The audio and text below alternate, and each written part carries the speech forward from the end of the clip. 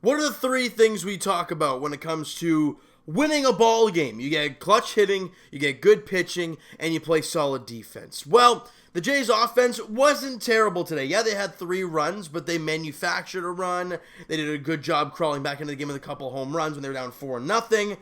However, the defense and the lack of making quality pitches killed the Blue Jays in today's ball game, losing 6-3 to the Atlanta Braves, and have now lost back-to-back games. They've lost the opener of the first two, I guess it's a mini 2-game series against Atlanta. They lost game 1 today, and Josh Donaldson was 0 for 7 in his return to Toronto, and they came back to Toronto last week. But in his first at-bat today against Jacob Waguespack, again, like I talked about, the inability to make quality pitches. Waguespack threw a fastball just a little bit up, and for Josh Donaldson, that's money, because he takes it to right center field, and it's gone, a 2-run shot for JD against the Blue Jays, and the Jays are down 2-0 early on. Bottom of the third inning, for me personally, the wheels came off. You have the bases loaded, 2 down. It's still only a 2-0 ball game. Ground ball to Brandon Drury. He's kind of in the hole, but that's a play he makes all the time. He's only made 2 errors all year long. Make that 3 as he gets a little bit of a tough short hop, but he boots it, and Bo Bichette's going to cover him, so there's no one covering as the ball goes sailing into center field. 2 runs come in, and it's 4-0 on the error by Brandon Drury. Now, I'm not saying if that error didn't happen, he got the out, the game would be different, but you hold them to nothing there. It's still only a 2-0 ball game. In the very next half inning, the Blue Jays come back with a Randal Grichuk solo shot to left field, crush it for his 24th home run, one off of his career high that he had last year of 25, and it was a beautiful job. Slider up in the zone, and he crushed it down the left field line to make it a 4-1 ball game. But it would have made it 2-1 if he made the play, and we can do the domino effect all we want. Then the top of the 5th inning, Charlie Montoyo made a very crucial change, I guess you can call it. Bringing in Rowdy Tellez for Jacob Waguespack. Now, Waguespack's pitch count was up, but it wasn't up to the extent of, you need to come out like 80, 90, 100 pitches. I think he was around the late 70s. Maybe he was in the early 80s, but he still had room to go another inning. However, they needed to get some offense. So they pinch hit Rowdy Tellez for Jacob Waguespack. And my goodness, Rowdy gets a fastball over the middle of the plate, and he doesn't miss any piece of it. From Rowdy Tellez, what we have seen, he's got a lot of chase, swing, and miss stuff. But when he connects like this, the ball goes a long way as he crushes one 455 feet, 113 miles per hour off the bat of Rowdy Tellez, and it cuts the deficit now down to 4-2, and the Jays are right back in the ball game. Then Bo Bichette then walks. A few batters later, Randal Grichuk comes up. And with Biggio doubling, now there's a second and third, 1 out. You have a chance to tie the game or at least get 1 run in to cut it to a 1-run deficit. And Randal Grichuk has a line drive to left field, but unfortunately was right at the left fielder. But Bo Bichette comes in to score, making it 4-3. That ball gets down. It's 2 runs come in, and we're tied. Instead, it's a 4-3 game, and the Blue Jays offense, they just can't get anything going from there. And then Jorge Camargo off of Buddy Boshears, which in a one-run ball game. I'm not sure why Buddy Boshears is out there, but he gives about 2-run shot to Jorge Camargo, and it makes it a 6-3 game, and that's all she wrote. The Jays offense against the Braves bullpen, they couldn't get a lot going. Josh Tomlin was fantastic. Melanson was great. Shane Green was fantastic, and they just shut the Jays down. And it's the crucial errors that come into play. How did they hit a 2-run shot in the bottom of the 8th? Well, Donaldson got on from an error from Bo Bichette. Then, Camargo went to the 2-run shot, and just like that, it could have been if it's a solo shot, it's only a 5-3 game, it's only a 2-run deficit. But you just added on another run because of the mental mistakes. And early on the ball game, Jacob Waguespack was having a tough time finding the strike zone. Now, I got to give the Braves credit. They were fighting off a lot of tough pitches and fighting and grinding walks. But Waguespack in 4 innings gave up 5 walks. And think about it this way. He gave up 4 runs, 2 were earned, walked 5 in 4 innings. He gave up 1 hit It was the 2-run shot to Josh Donaldson. There was a walk to get Ozzie Albies on to bring up Donaldson and hit the 2-run shot. And then the bases loaded happened, and again, it was an error that cost him. So people want to say Waguespack had a tough outing, but he gave up one hit. He was having a tough time finding the strike zone at points, but again, I didn't think he was all that terrible. However, the defense behind him just did not help. I think they had a tough time today. 3 errors in the ball game. I think all 3 contributed to some sort of run, and you just can't do that. When you're facing a team as good as the Atlanta Braves, you have to play good defense, and you have to make good pitches. They didn't do that in this game today. The Jays had 3 runs on 5 hits. You're not going to win a lot of games that way, but they only had 4 hits. However, they made you pay for your mistakes. You walked a guy, Donaldson, 2-run shot. Bottom of the 8th, error, 2-run shot. They made you pay for your mistakes. The Jays had an opportunity there to tie the ball game in that top of the 5th inning. Now, they got 1 run out of it, but if a ball drops and you get 2 runs in, you're a tied ball game, and you throw different relievers in that state.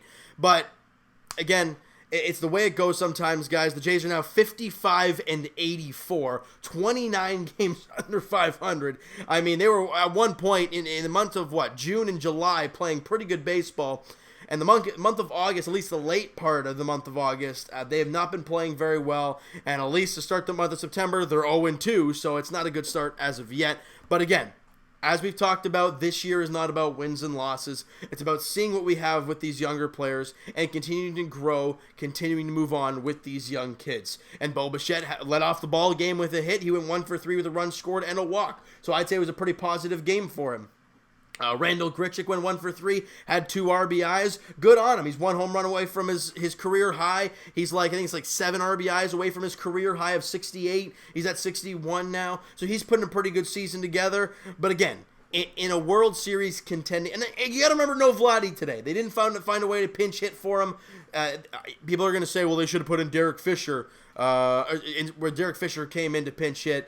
They should have put Vladdy. Yeah, you can argue that, but I think the situation was that if I think it was was there a lefty on the mound or something like that? I don't know. There was a righty on the mound, Josh Tomlin.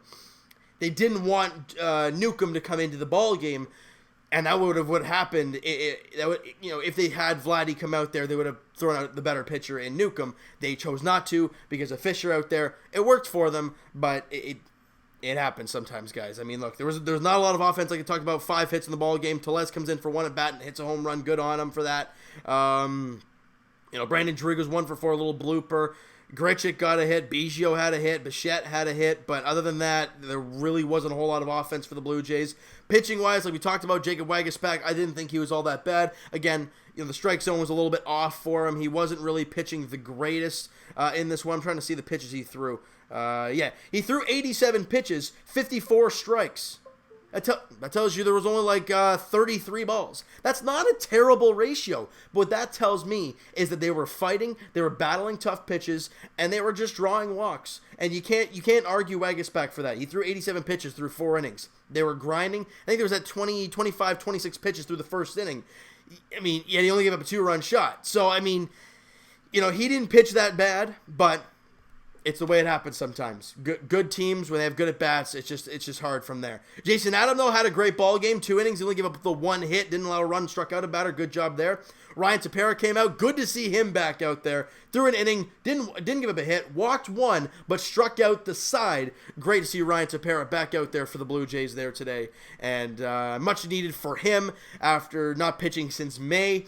And, it was nice to see for Ryan Tepera to go out there and throw a clean inning in a tight ball game, a 4-3 ball game at one point. So it was good to see for Ryan Tepera to go out there and get the job done. All right, so Game 2 of the series goes tomorrow night. It's the 7:20 first pitch in Atlanta as the Blue Jays look to salvage the finale of the mini 2-game set as they look to get back into the win column. They've lost 2 straight games. They're not playing the greatest baseball over the last little while, but again, it's all about putting things together, playing solid defense. That's what you got to watch on a day-to-day basis. How are your pitchers doing? All right? Are you playing good defense? And are you getting those clutch 2-out knocks, or those clutch RBI singles, or even a clutch sac fly here and there? Are you getting that? And if you get all 3, for the most part, you're going to win ball games. So that's something I want to keep you guys to keep an eye on moving forward into the remaining games of the season. Tomorrow, I assume, is going to be a bullpen day.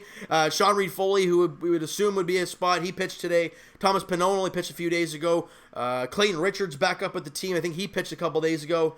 So I don't know what they're going to do. Are they going to go a couple innings of Clayton Richard, a couple innings of Pannone, and kind of go from there? I don't know what's going to happen, but the finale is tomorrow at 7:20. And speaking of finale, the minor league season for the Blue Jays, for the Bisons, Fisher Cats, everybody is complete today. So from this day onwards, we are not going to be talking about the minor league teams at all for the Blue Jays. So these videos might start to get a little bit shorter, but that's okay because we're not going to be talking about as much, all right? In Buffalo today, in their final game of the season, they won 5-3 over the Scranton Wilkes-Barre Rail Riders, and offensively, there was a few good things here and there. Anthony Alford 1 for 3 with an RBI, a walk, and a run scored. He's hitting .259 on the year. Sorry, he hit .259 on the season because it's over now. Espinal went 1 for 4. Forrest Wall 1 for 3 with an RBI, a walk, and a run scored. He ends the season hitting .255 in AAA, where Espinal ends with .317. So I'd say those two guys getting their first little stint at AAA ball looked pretty good. And I like what I saw from them there early on. Sean Reed-Foley pitched, and he wasn't terrible in AAA. 4 innings, 5 hits, 2 runs, walked 1, and struck out 6. So, again, like I said, wasn't terrible. ERA still 6.47 to end his year there. Andrew Sopko, I think they're trying to try him out of the bullpen. He went a clean inning. ERA still 7.12, but he had a clean inning. And Jackson McClelland went a clean inning of work, gave up a hit, and that was it for them. Down in AA New Hampshire, you saw Hector Perez was on the mound for the New Hampshire Fisher Cats in their final game of the season. He went 6 innings, gave up 9 hits, 3 runs, didn't walk about it, only struck out 1 guy through 6. Gave up a home run. His ERA stays the same, actually, at 4.60, and that's where his season is going to end. A very down year for Hector Perez after last year pitching pretty well. Now, will he be, again, with all the young guys coming up for the Blue Jays pitching-wise, I don't even know where Hector Perez fits anymore. Will he be a bullpen guy? Who the heck knows at this point? But nonetheless, not a great year for him. But offensively, we saw Colin Large go 1 for 6 with 2 RBIs. Joshua Palacios went 2 for 3 with an RBI, a run scored, and a walk. He ends the season hitting .266. Very good year for him. Kevin Smith went 2 for 5 with an RBI in his final game, only hitting .209 on the year. So I think next season, you really want to see some progression out of the infielder, Kevin Smith. Chad Spanberger 1 for 5 with 2 runs scored in that ball game. And Logan Warmoth having a really tough time in AA, but ends the year strong, going 2 for 4 with an RBI, a walk, and a run scored. Ends the year hitting a flat 200 on the season. So I think that next year he's going to start the season in AA, and we're going to kind of go from there. All right, and obviously down in Dunedin, their season has come to a close with the hurricane impending and all that crazy stuff going on. Down in Lansing, they finished off their season, and get this, a pitcher who has been so inconsistent and so not great for the Lansing Lugnuts this year. Sean Weimer, guy drafted last year by the Blue Jays, has been up and down like crazy when it comes to Lansing. You've seen an all right start, then you've seen him been god-awful. But he went a complete game. 4 hit, 1 run, walked 1, and struck out 2. He was awesome. Now his ERA ends at 5.43, even with a 9-inning, 1-run ball game. But still, maybe a little positive heading into the offseason for Sean Weimer. I'm not too sure, but a great end to his season, which wasn't a very good one, but a great end of the year nonetheless for Sean Weimer. And offensively, Otto Lopez ends the year spent just the way he always does it. 1 for 3 with an RBI and a run scored. He ends the year hitting .324, a guy that I have high hopes for moving forward. Leonardo Jimenez gets into his second game in Lansing, gets a couple at bats, goes 1 for 2, gets his first hit in Lansing. Good to see for the young 18-year-old kid there get a hit in his second game in Lansing. And Griffin Conine has a great end to his season, 2 for 4 with an RBI and a run scored, ends the season hitting .283. Hey, that's a pretty solid season if you ask me. So again, next year I see guys like Yorman Rodriguez, I see Griffin Conine, Moreno, Otto Lopez. Those guys are going to be getting the call to Dunedin next year. At least that's my feeling. And then you kind of continue to progress from there.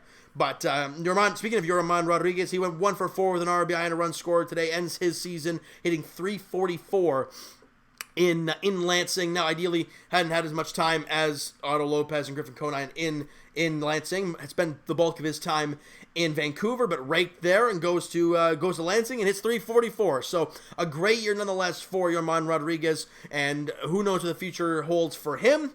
but a great season he had nonetheless. All right, so that, and Vancouver ends their season today. Alek Manoah gets his final start of the year today for the Vancouver Canadians in the season finale. So I'm praying and hoping that he has a really solid end to his year and then goes into next season looking strong, because I'm assuming he's going to start the year in Lansing next season. So it's going to be a lot of fun watching him progress all year long next year. I'm assuming that's where he's going to end up.